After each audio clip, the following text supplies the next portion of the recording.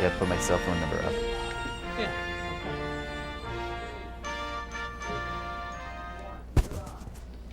Welcome once again, ladies and gentlemen, to another edition of the Volpe Bazzo Report. I'm your co-host, Domenic Volpe. Tonight, Andy's been detained for a couple other reasons. I believe he's on his way to Florida to have a couple of those Mai Tais that I've been busy drinking all that time. So we gave him a week off, and we say hats off to Andy. My guest host tonight, or my guest tonight, is Kevin Davis. He's been on the program before. He's the youngest elected official in Westchester County, and also one of the village trustees in the village of Croton. So welcome aboard, Kevin. Nice to see you, Domenic. Actually, Kevin's got a couple of hats. Kevin is the campaign manager, field operator, field director, whatever you want to, whichever hat you, all three put together for Master of Ceremonies. Master of Ceremonies, a rapper, artist, for myself, and as well as also Brian Pugh, who's running. Just to let you know, to give you an update since the last time, we delivered our 1,550 signatures on the Democratic line for the town of Cortland Town Council, both for me and Brian, of which Kevin was an active part. And also, I believe we delivered up close to about 150 or 160 signatures for the Independence Party. So me and Brian have both been endorsed by the Independents and as well as the Working Family. But there is no primary on the Working Family. It's only going to be a primary on Independents and also on the Democratic line. So that date is September 10th. All my people that are friends, relatives, customers, the contacts that we've been out there, please don't forget September 10th, primary day. If you're a registered Independents or if you're a registered Dem, vote for me and Brian Pugh. And that goes from literally Croton all the way up to the north end to Lake Peekskill and out towards the Yorktown border. Cortland is a big town. We've been walking it. I think we've already worn out a couple of pair of shoes by doing this. But anyhow, so let's get into tonight's story. Let's talk with what's phase 2 of our campaign now? Where do we go from here? Phase 2 is, first we asked them during petitioning if we could get their permission for us to run.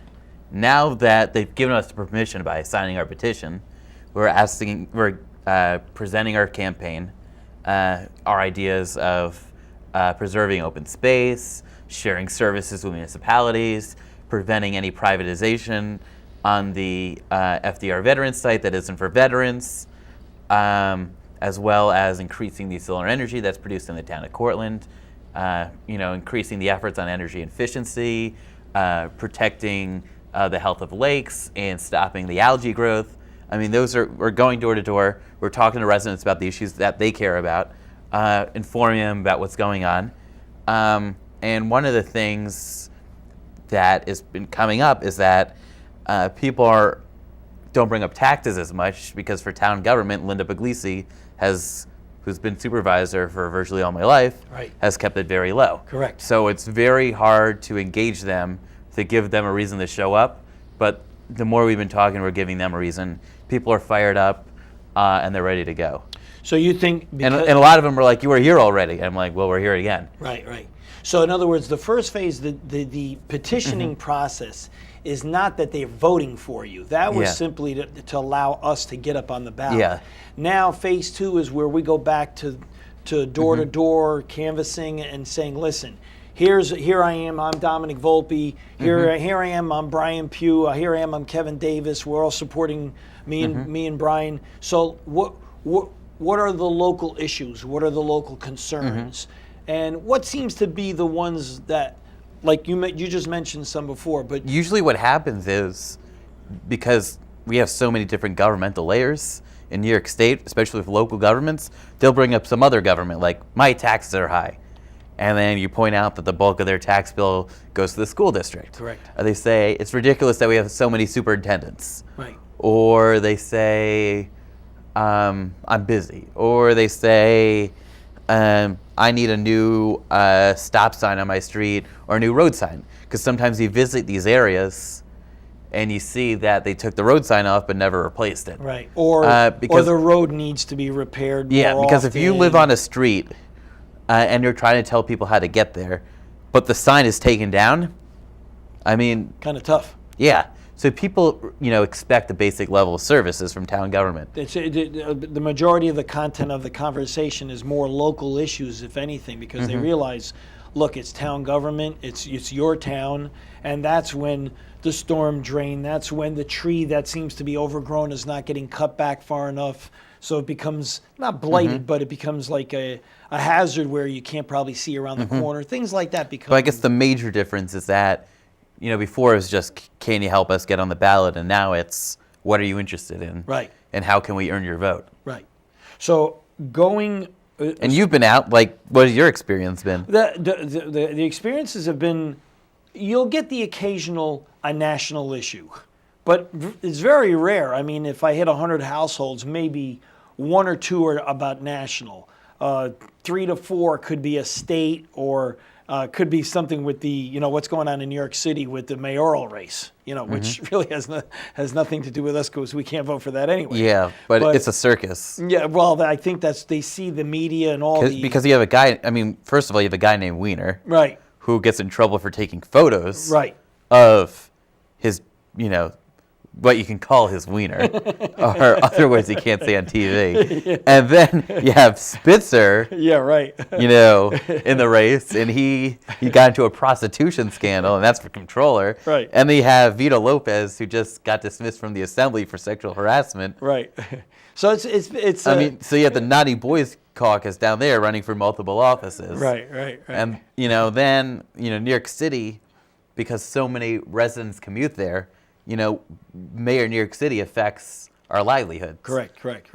But in general, the majority of all the issues and concerns are, like you said, Supervisor Puglisi as well as the rest of the town board, including Dr. Becker, Frank Farrell, Ann Lindau, and John Sloan, who, by the way, and that the last two is exactly what's going on. What happened is Ann Lindau, who had been on the board for 20 years, has decided to call it quits.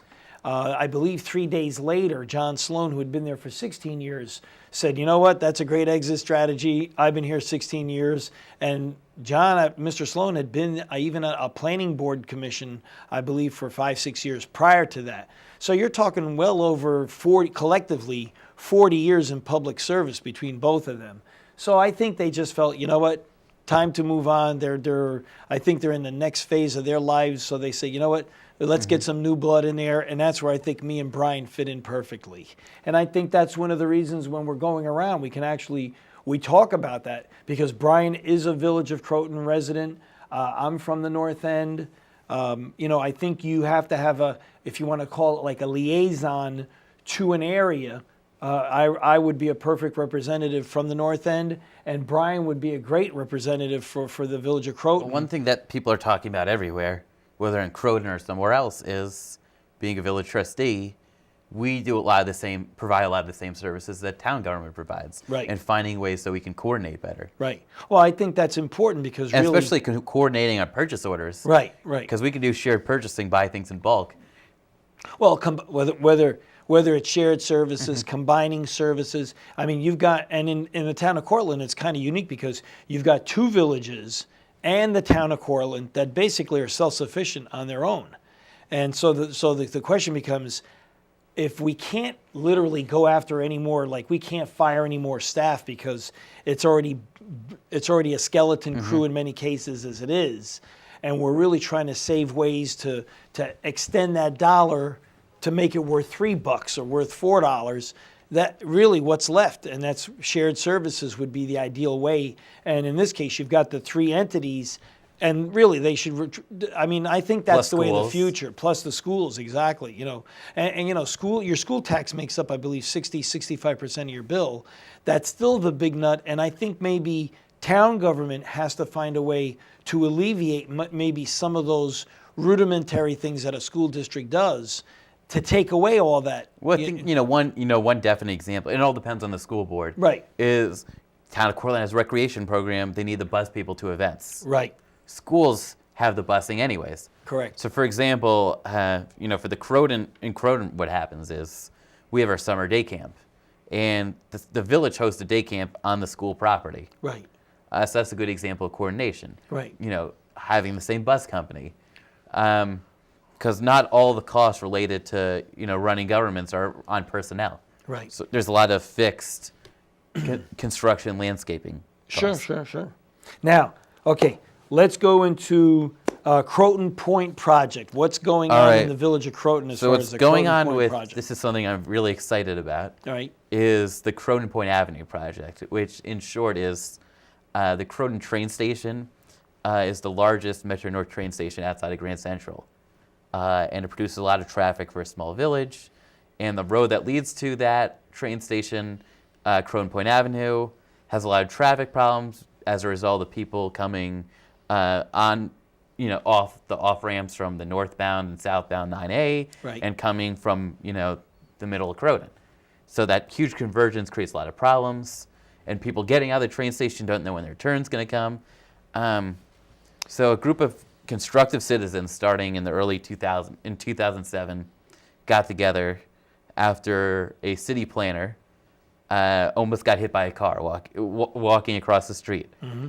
And he says he got a bunch of his friends together and said, we got to do something. Right. So they formed the Bicycle Pedestrian Committee, which I later became a member of as a high school student. Right. And that's how I got involved in government affairs. Is that right? Actually.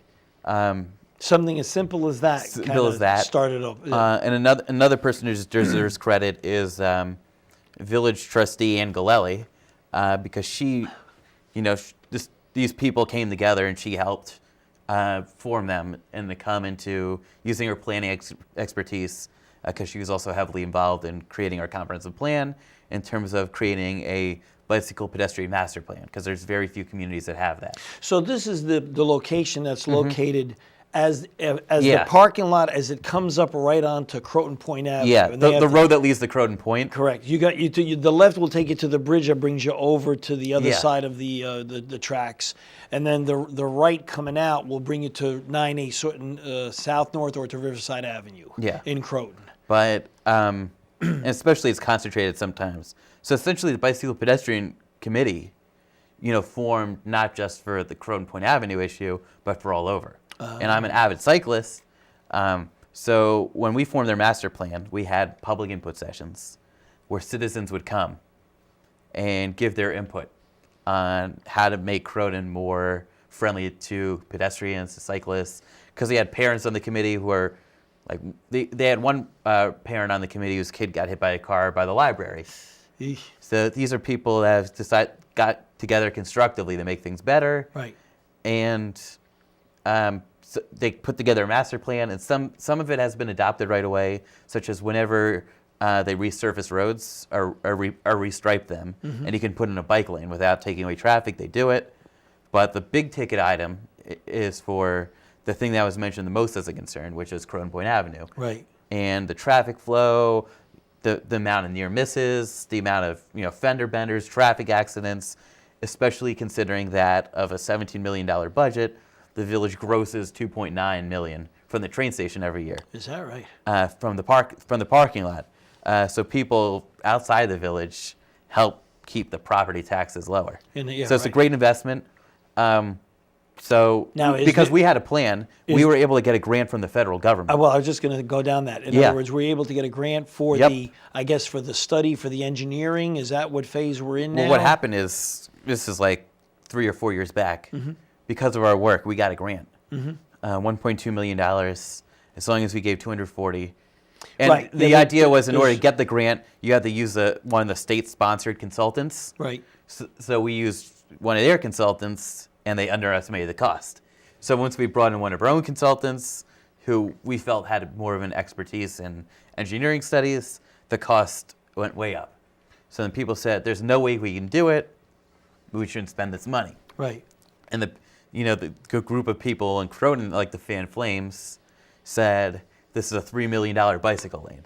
So that's the soundbite, even though this whole project, in terms of scope, because I was getting too much in the weeds being an elected official, is you would have traffic lights for the off ramps and traffic lights going onto the train station. Right. Then you would have overhead lights to let you know which lanes are open and which ways they're going, because the Veterans Plaza, which is the road that actually you go into for the train station right off Croton Point Avenue, Right. there's 3 lanes. So during rush hour, it depends, which 2 lanes are open. So you would have an overhead light letting people know which lanes are open.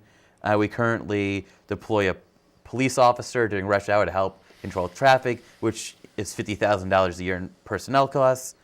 So in short, in terms of the bond servicing fee for 25 years for doing this project, it would be about $70,000 a year. Right. So if you broke that up, considering the amount of revenue we get from the train station, yeah. Even though it's a lot of money to swallow and it's hard for people to understand of why this would make things better, including widening the off-ramp to the southbound non-A exit. Right. It's a good way to protect our investments. Sure. And I think 5 years after it's constructed, people are going to realize it's a no-brainer. And sure. But people are worried about taxes in general, So even if they don't understand. So in other words, actual you were impact. able to get the grant Yeah. initially, but you still need monies beyond that Yeah. in order to finish the project. Precisely. What's the total price? Have you gotten a Well, total right now- price estimate on the project itself? Right now. Oh, that was the $3 million. Right now we're expecting 2.8 or 2, but it may have just risen to 2.9 because we just appropriated 110,000 more because it turns out we have to go through the secret process, which Right. in non-government speak is the State Environmental Quality Review Act. Right. With certain acts has to go through a certain rigorous prospect where legal things have to be met. Correct. You can't just decide to do anything you want. Right. There's certain process to be met. Is DOT part of the Yep. process? And so you have the Route 9 Correct. off-ramp and on-ramp. So another all connected? controversial thing was because we would have 2 bike lanes in there, which people attack it for being a $3 million bike lane, even though $100,000 of the whole cost is on new sidewalks and the bike lanes. Right. And the sidewalks are the main item. Right. Because bike lanes don't really cost much to do. Yeah. It's just the striping. It's just a stripe, exactly. Yeah. Like the real bulk of the costs are construction and calibrating the traffic lights with other existing ones. So you have to build them, you have to computerize them. It's very technical. But then the consultants, they make a little bit, but it's not the bulk because they're the brains behind the operation. Right. But you were asking? Well, no, the reason why, because I was trying to say if DOT's involved, I'm sure you need even clearances from them with the CEQA process and everything else. Correct. So, So I was going to bring up with the DOT is when we proposed the bike lanes, we debated having either one bike lane on one side of the road or having 2 bike lanes, one for each side of the road. And what came up is a couple of things. So there's a couple of businesses on one side of the road that we had to take away their parking, put that in. kind of tough there. I'm sure So a lot it's of tough. screaming. It is, especially I solicit a lot of both of these businesses that were vocal against it, Right. and I would still solicit them because they provide a good service. Right. You can't blame them. But even if we weren't to do this Croton Point Avenue project, having parked cars there on such a busy road is a danger. So the village is trying to work with the property owners to get people to park elsewhere in the village and walk down who work there, and get the ones who are customers to drive in to park there. Right. And that could cover it. Doesn't Mark Franzoso have one business? He's right one of there? them. Yes.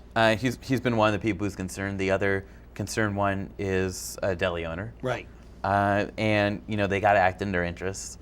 Oh, sure. So we considered it, but in terms, taking away this project, it may not should have been there in the first place because it represents a barrier to traffic flow, especially Right. for pedestrians. Right. In that if you have one bike lane on one side of the road with people going in both directions, it increases the risk for bike accidents or bike on bike if they're going Accidents out. just in general too. Especially it's on a hill because one person will be going much faster than another. So from a bicycle pedestrian perspective, having both sides of the road makes the most sense. Good. And all right, so enough of that. Now let's go to the next one. Now you just recently came back from Washington D.C. It was called the Young Elected Officials Conference. Correct. And what is that? What happened? Give us a quick overview. I'm a member of an organization called the Young Elected Officials Network. It's for elected officials around the country who are under 35 and are progressive, such as myself. Because, as I mentioned earlier, I favor spending money on things such as improving traffic flow instead of taking the Ron Paul route and letting them rot. And saying it's not my problem, and philosophizing. Right. So essentially, they put us all in a hotel for a weekend, and we share ideas. We learn from. What's the average age of the officials? The average age? Well, I don't remember the average, but most were older than me. There were a couple that were younger. So because I'm only 24. So 24 to 27, 28 in that. I would say 28 may be the average. 28. Yep. You have a couple people who got elected in the early 30s, and they're like, "Oh, I'm young." And then you have a couple people who got elected in the early 30s and are now still elected, but they're 37, so they're still in the organization. Right. Because they were young elected officials when they got elected. Gotcha. But they now even have members of Congress that are part of this organization. So they had 2 Congress members, Kirsten Sinema from Arizona, who is the first bisexual, right, and I think atheist congressperson. Holy. 2 things that, put in perspective how open we are as a society, that she's in a swing district in Arizona, the Barry Goldwater state, and she's atheist and bisexual. And then you have a congresswoman who got elected to Hawaii State House when she was 21, and she's in her 30s now, and she served in the Iraq War in the National Guard. Oh, no kidding. Tulsi Gabbard. Wow. And she's Buddhist, I think. No, she's Hindu. Right. The other congresswoman from Hawaii is Hindu. So it shows you they're pulling from all that over. Essentially these young elected officials really represent the diversity of America. Right, right. Exactly. Not everybody is, white Christian in office. Right. Or Jewish like myself. Right, right. Exactly. We have people of all walks of life, all different sexual orientation, all different religious affiliation. So they bring you together, and you basically become like a think tank, brainstorming. Think tank. So they essentially, half of members of Congress got elected to their first political office before they were 35. And then 2/3 of our recent presidents got elected to their first office before they were 35. So it's really you have a session on having a sustainable community. So they have someone from the League of Conservation Voters to, give a presentation, and we talk about some of the things in our communities. Because he'll give a presentation and say, you guys should join all these different energy consortiums. And I say, well, the mayor of Croton, Leo Wiegman, he's been leading the way on this for years. I said, not only can you, it's not so much I'm learning from you, you have a lot to learn from Croton, because Croton on Hudson is always leading the way, because we're the best. We're the best village, we have the best train station, we got the best football, we got the best food, we have the best trustees, we have the best everything. Best sense of humor. But even so, they're talking about concepts in terms of not just environmental sustainability, but that less and less people are driving. So having more pedestrian-friendly communities, which is something, as I've discussed earlier, I'm involved in, having more bicycle-friendly communities, better busing, better rail systems that really, as a country, because you get back to national scale, when you're focus on local things, on a national scale, there's so many things they can do if they reprioritize. Is that true that there is well, I'm sure there's got to be some sort of data that's involved that we are going away from a commuter or car using our cars less and less. Well, they survey people and ask, how many times how many of you own a car? Do you think it's a real opportunity? Do you think the economy has anything to do with that? In other words, the economy's taken a hit. Look, we've been in a tough one since already now 2007. It's 2013. We were told it was going to take 3-4 years at best, and we're already 6 years into this, and things don't look like it's getting any better anytime soon. Not just here in the United States. This is a global economy. Every country. You name it, across Europe and South America, India, China. Although China probably has maybe a little different, but you could see how each one of them is struggling with this where there's just lack of sales? Correct. And is it that's well, it's the real forcing issue people- is there's a lack of jobs for people's qualifications. Right. That people go to college, they do everything they're supposed to do, they take on too much debt, Right. and then they get out of college and they can't get a job in their field, and they have to get a job at Walmart. Right. Or somewhere, The some 12 national chain. The $12, $15 Yeah. an hour jobs. That seems to be the only going thing that's out there right now, especially for these kids. And they're coming out of college with $100,000, Yeah. $120,000 I worth mean, of people debt like to make and fun plus. of people graduating from college with a degree in philosophy, but for a degree in philosophy, you need to learn how to read a lot, how to write a lot, which is a very useful skill Right. So for many jobs. so at the end of this conference, then what happened? Anything special? Anything important? At the conference, we shared all ideas. We put together an action plan for policies that we want to enact in the community and tactics to put together. So a couple of my priority items are decreasing speeding in the village, seeing the completion of the Croton Point Avenue project, as well as one goal I mentioned in my campaign, which I haven't been able to advance on yet because I'm been in office for less than a year, is to explore having a train station commuter bus during rush hour. Gotcha. Because the train station is such a big resource, and it wouldn't really decrease on profits because we have a waiting list for the train station. Right. So, and then anything else? I heard something about that. Probably some sort of state official, something. They want to throw a state title towards you. You would represent your state. I'm, being interviewed by them in consideration becoming the New York State Director for the Young Elected Officials Organization. So they like. So I would work with other young electeds to get them involved. Gotcha. Because you have young electeds, but the real point of the organization is when you go there, you meet other people who are told that they were too young, Right. that they didn't know anything because they didn't own property, Right.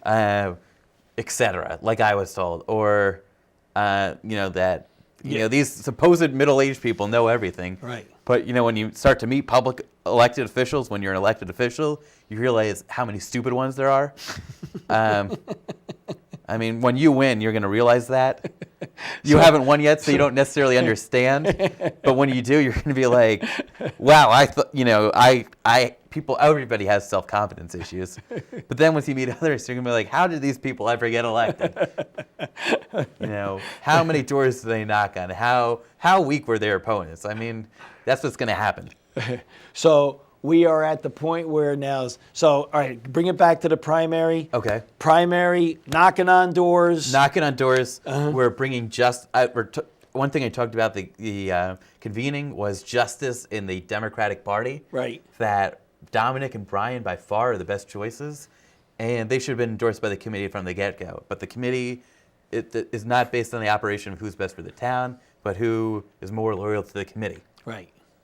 And they're still mad that not only did I win last year, but I ran in the first place when they didn't want me to. So it's really about the primary is not just about how great you and Brian are, but about who runs the Democratic Party. Right. Is it 30 people in a room, or is it the 10,000 rank and file members? Correct. And that's really what our message is we're not going to allow 30 people to dictate our fate. We have a lot more confidence in the 10,500 people, the Democrats that are in the town of Cortland, and primary day will prove us right or wrong. Well, that ultimately voters don't care about who you're friends with or what you said this time or what you said then, or some global issues. They really care about having the best quality for the roads, having the best parks. All right. That's our show, Kevin. Thank you once again. Absolutely, Dom. Anytime you'll be back you want. You'll be back on again. I'll be back on with plenty of my pet issues.